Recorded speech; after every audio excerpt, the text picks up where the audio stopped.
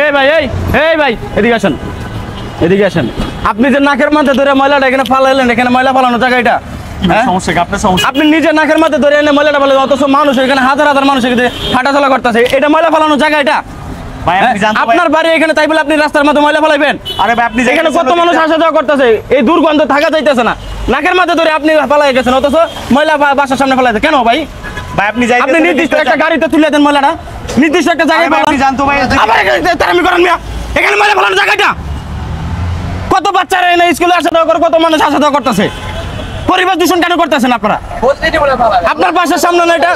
আপনি কেউ যদি এটা ফালায় আপনি আরো নিষেধ করবেন, এটা আপনার বাসার সামনে না? এই দুর্গন্ধ আপনার বাসায় যাবে না? যাবে না নাকি?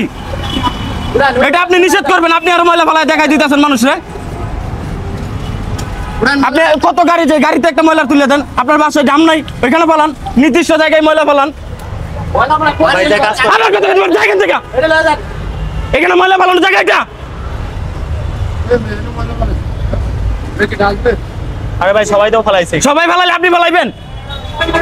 সবাই দোষ দিতেছেন, নিজে আগে ঠিক হন।